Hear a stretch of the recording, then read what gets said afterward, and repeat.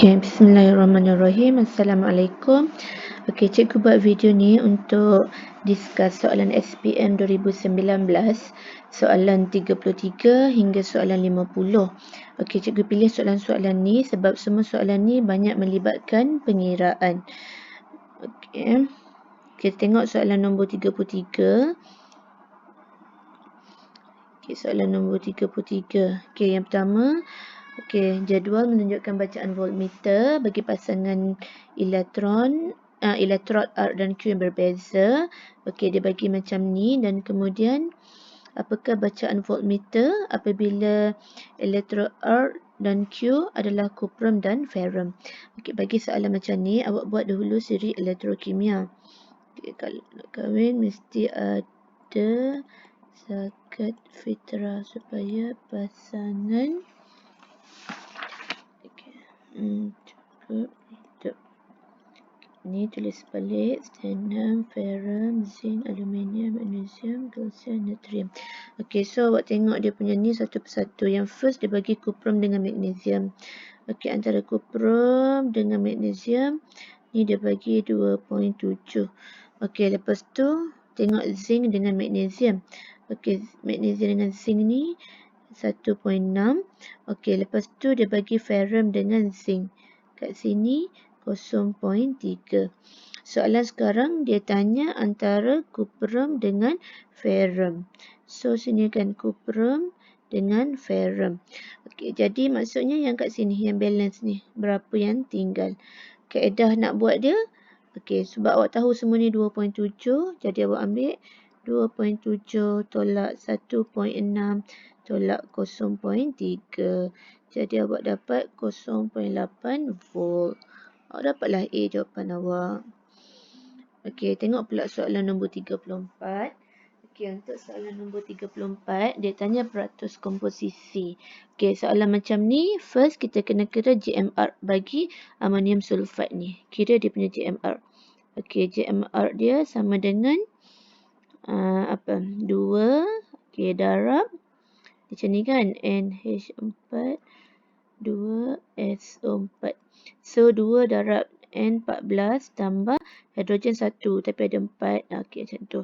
Tambah dengan sulfat 32 tambah dengan oksigen ada 4. So 16 darab 4. Awak dapat sama dengan 132. Tanya peratus nitrogen. Okey, so kira nitrogen ada 2. So 2 darab 14 per dengan 132. Yang ni darab dengan 100%. Awak dapat 28 per 132 darab 100%. So sama dengan 21.21%. Dapatlah C. Okey, soalan nombor 35 pula. Persamaan, okey, mewakili tindak balas di antara kalium sulfat dengan larutan plumbum 2 nitrat. Antara pemerhatian. Pemerhatian mestilah apa yang awak nampak. Okey, so yang kita tahu kat sini daripada persamaan ni, yang terhasil dua-dua ni adalah garam. Plumbum sulfat adalah garam tak larut. Okey, garam tak larut. Maksudnya awak akan nampak mendakan. Ni, kalium nitrat ni dia garam larut. So awak tak akan nampak, maksudnya awak akan nampak ada mendakan dalam hasil ni. So jawapan dia B lah, mendakan putih terbentuk. Okey, soalan nombor 36. Rajah 11 menunjukkan satu botol asid askorbik. Okey, apakah formula empirik? Untuk jawab soalan melibatkan formula empirik, cikgu minta awak buat jadual. Okey, dia ada karbon, ada hidrogen, ada oksigen. So, karbon komposisi dia 40.9%. Hidrogen 4.55. Oksigen 54.5. Okey, kita terus ambil peratus dia ni sebagai jisim. So, kita nak kira dia punya bilangan mol. Okey, ni step dia yang first lah. Kita nak kira bilangan mol. Okey, kalau bagi 3 macam ni. Okey, so awak ambil jisim dia tadi, bahagilah dengan dia punya GR. Karbon 12. Ni bahagi dengan 1. Ni bahagi dengan 16. Okey, so lepas dah dapat bilangan mol, awak akan dapat dia punya nisbah. Okey, yang ni bila kira dapat,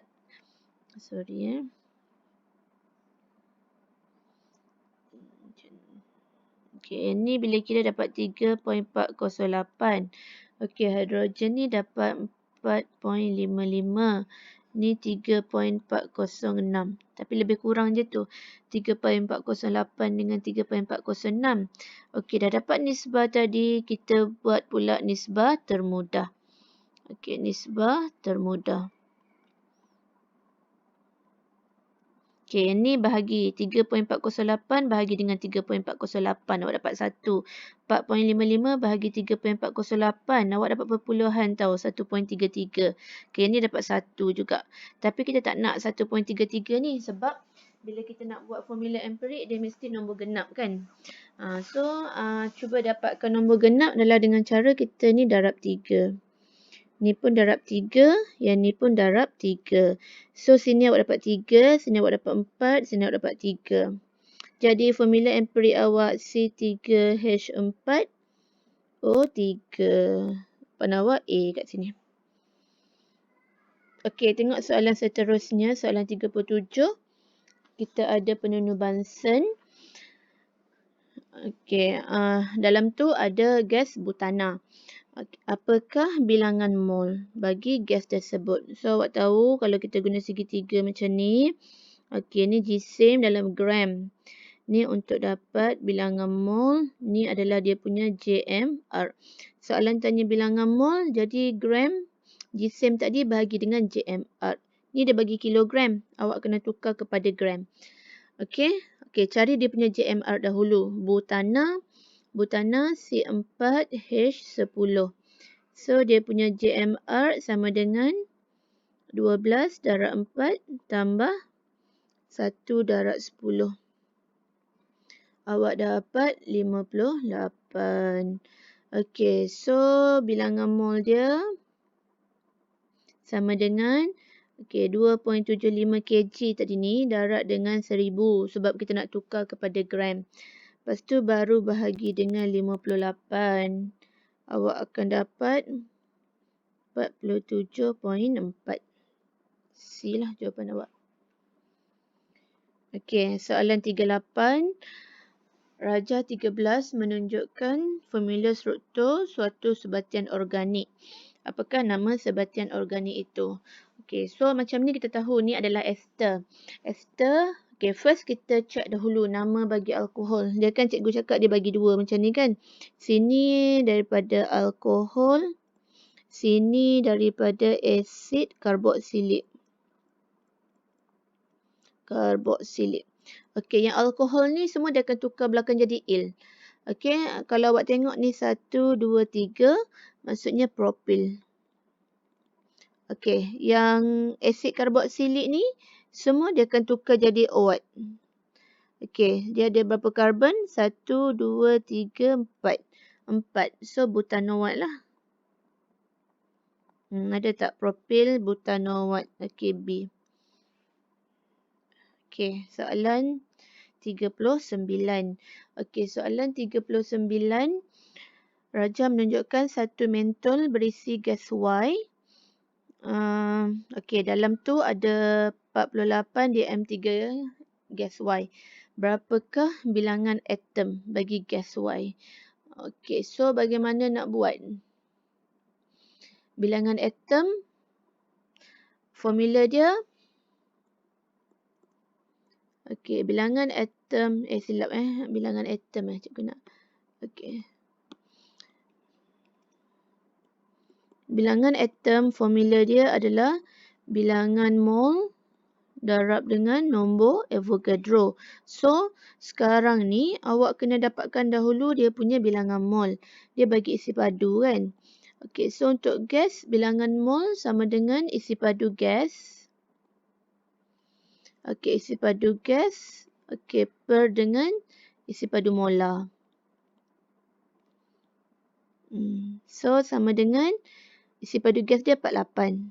48 dm3 per dengan isi padu molar 24 dm3 per mol.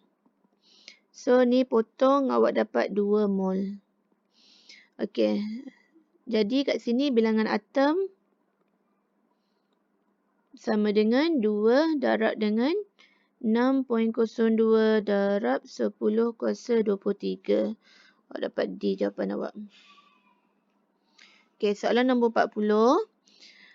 Apabila 9 gram bahan api X dibakar, ia menaikkan suhu 100 cm padu air sebanyak 30 darjah Celsius.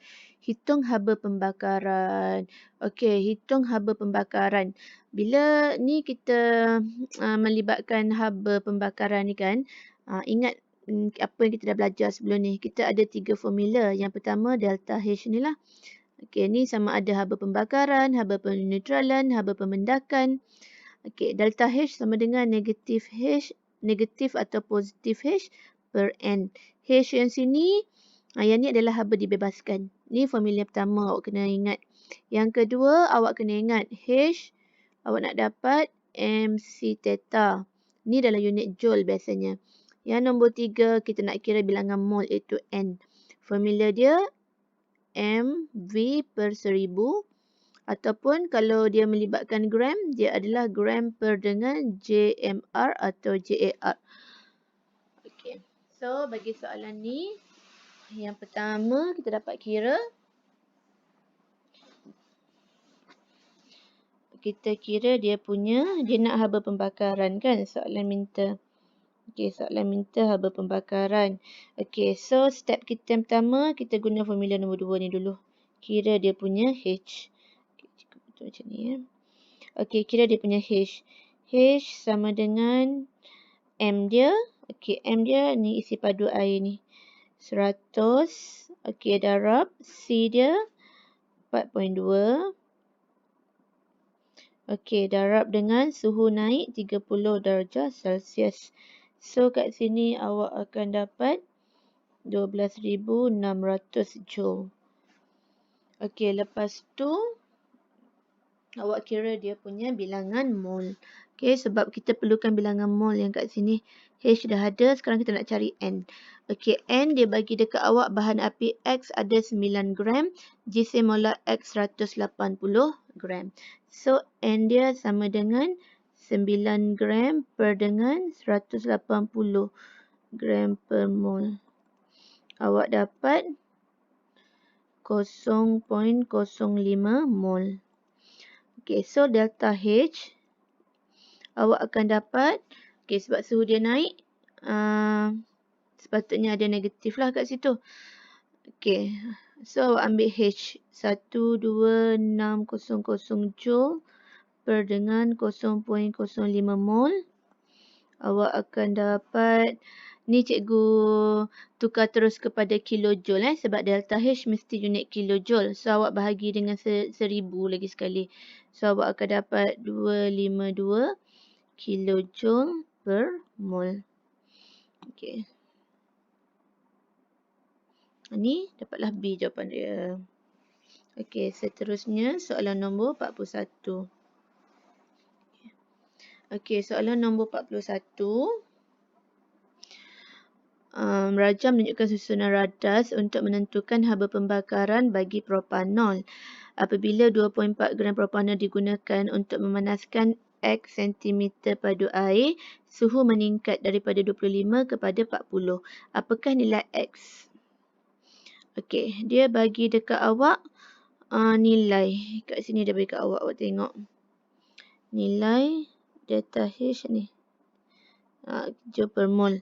Awak boleh gunakan yang tu untuk awak nak dapatkan X. Sebab bila dia bagi macam ni, maksudnya awak kena start dengan formula yang ni H sama dengan MC theta. So M ni yang kita perlu cari. Ni yang kita nak cari.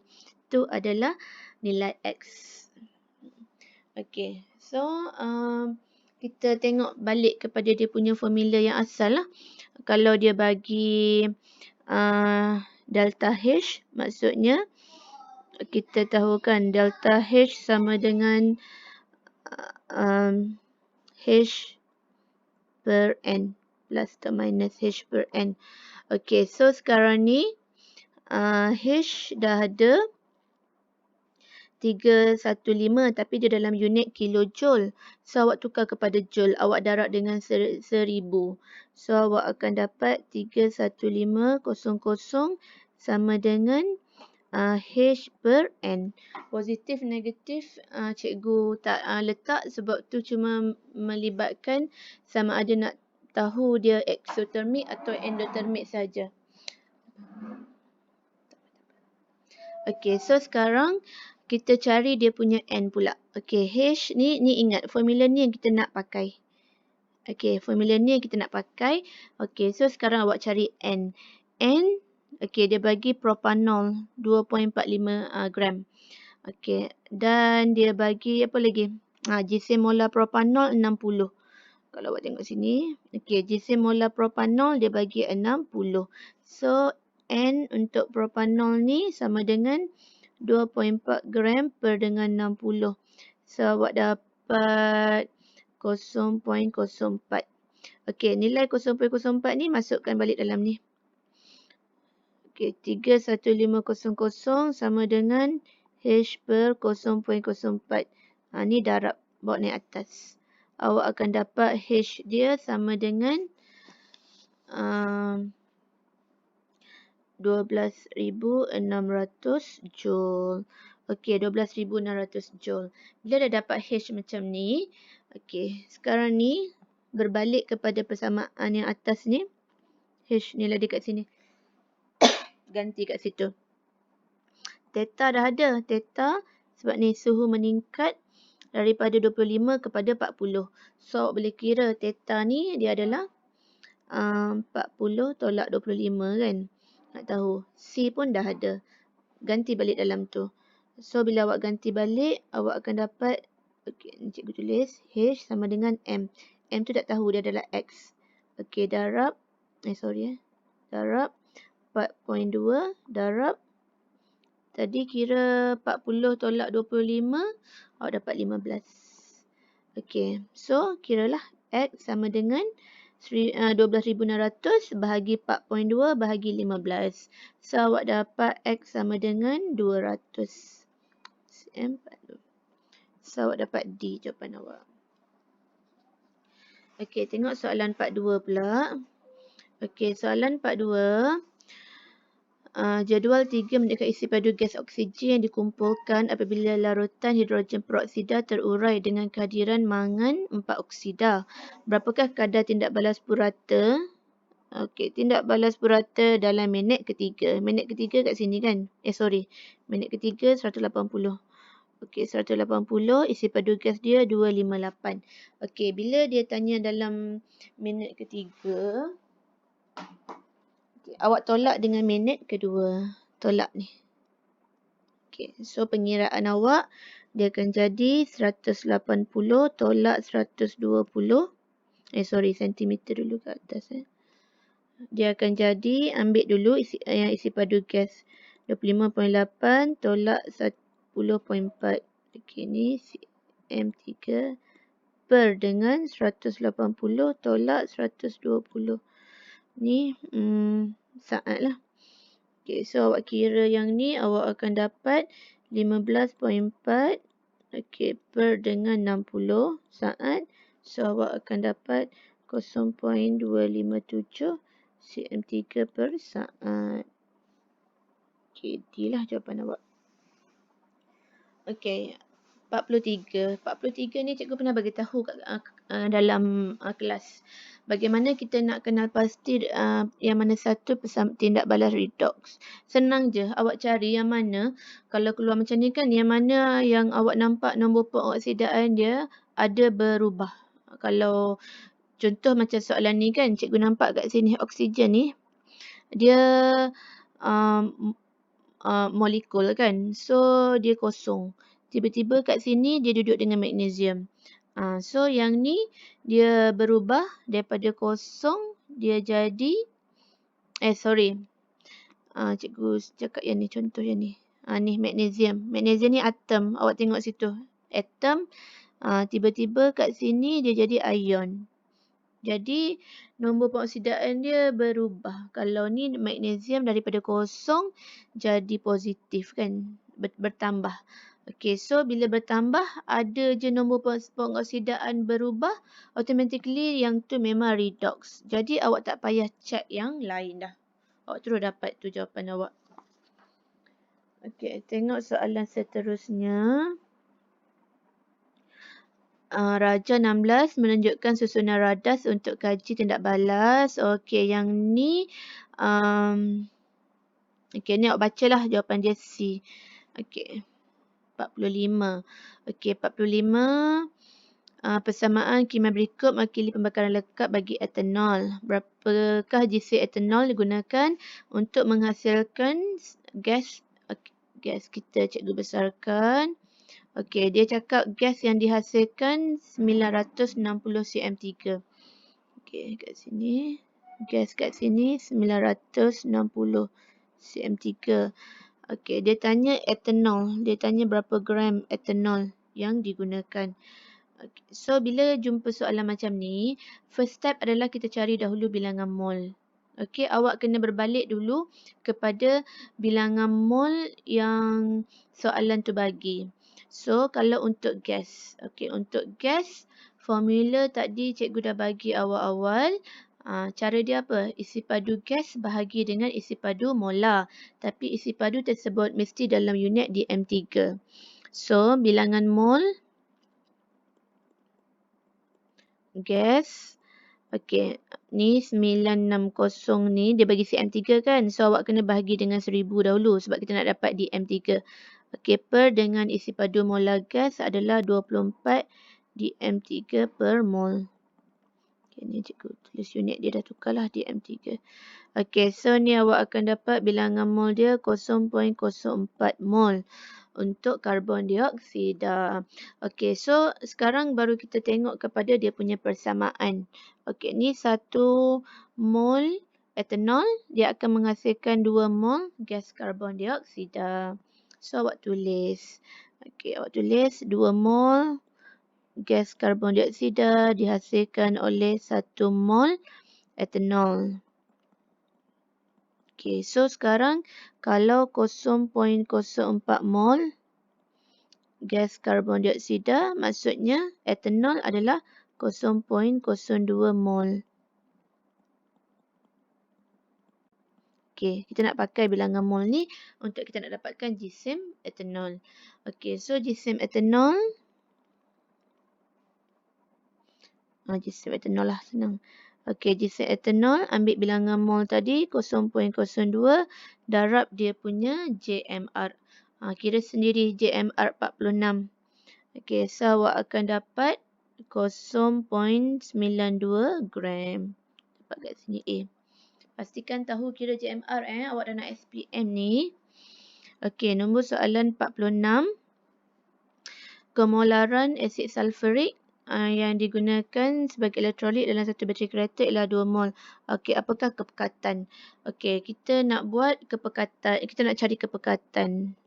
Okey, so ingat balik kepekatan dia adalah jisim jisim gram per dengan isi padu.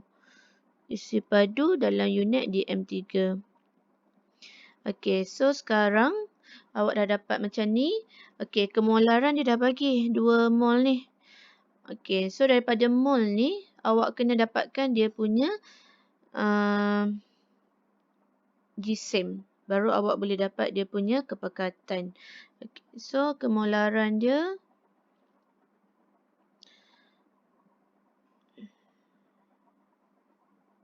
Okey, kemolaran dia.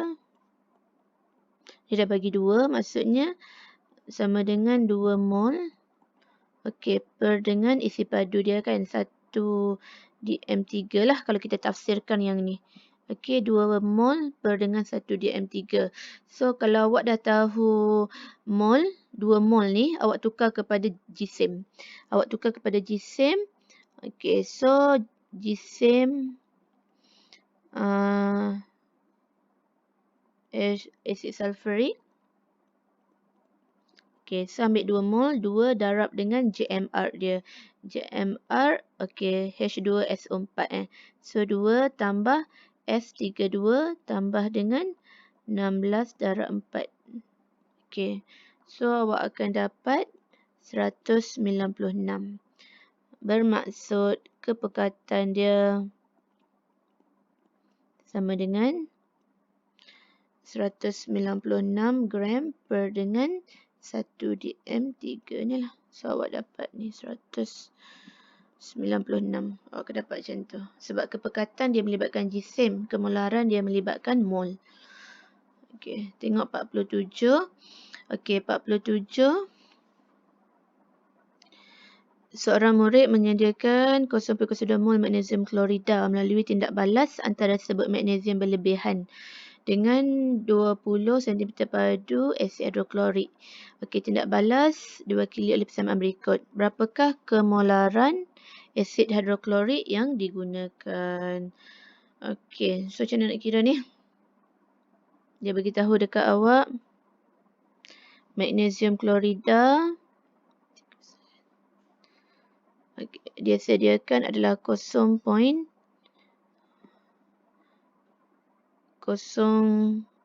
mol magnesium klorida. Okey, so daripada ni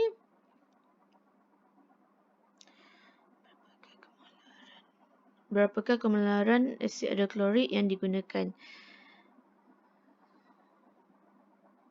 Okey, so kita tengok daripada persamaan dia dahululah.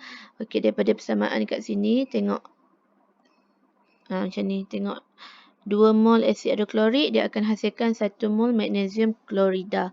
So sebab kita dah tahu ni, cikgu tulis dia dululah kat depan.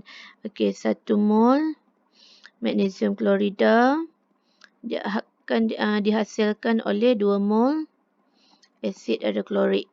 Okey, so kalau 0.02 mol magnesium klorida, okey, bermaksud dia dihasilkan oleh berapa mol asid hidroklorik? 0.02 darab 2 bagi 1 kan. So awak dapat 0.04 mol lah asid hidroklorik. Okey, awak dah dapat bilangan mol asid hidroklorik. Kita nak kemolaran. Kemolaran tadi, ni cikgu dah ni kan formula dia. Taklah, sini je. Okey, kemolaran formula dia. Cikgu tulis sini lah. Okey, sama dengan apa tadi bilangan mol kan? Bilangan mol per dengan isi padu. Tapi dalam dm3. Okey, so ni awak nak dapat kemolaran asid hidroklorik ni. Dia dah cakap bilangan mol dia, kita dah kira kat sini. 0.04 bahagi dengan isi padu. Atas ni dia beritahu dia guna 20 cm padu asid hidroklorik. So 20 ni perlu bahagi dengan 1000. So awak dapat kemolaran dia adalah 2. Awak dapat C lah jawapan. Okey, nombor 48. Okey, Ahmad mengisi 4 jenis gas berlainan ke dalam 4 belon seperti yang tunjukkan dalam rajah 17.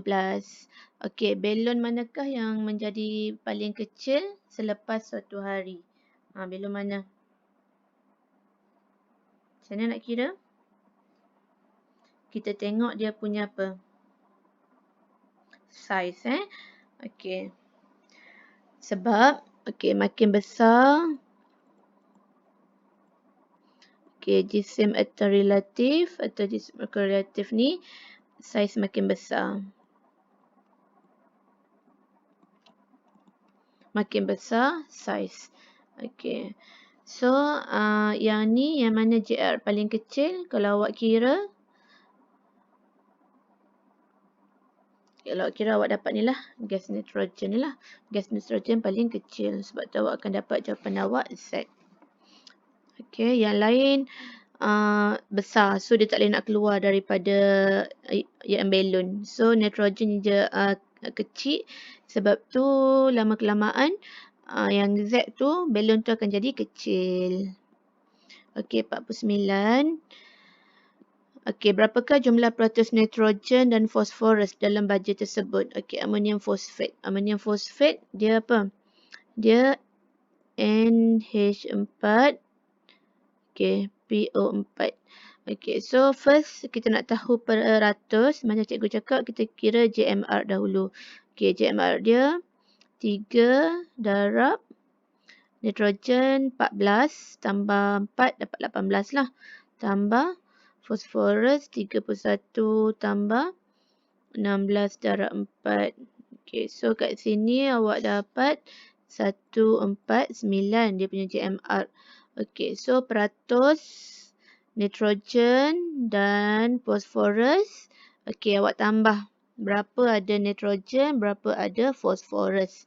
So kat dalam ni nitrogen 3 darab 14. Okey, tambah dengan fosforus 31 per dengan 149. Awak darab 100%. Awak akan dapat 73 per 149 darab 100%. Kat sini awak akan dapat 48.99%. Apa?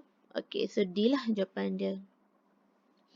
Okey, last kali soalan 50. Okey, Suhaila menulis pucuk surat.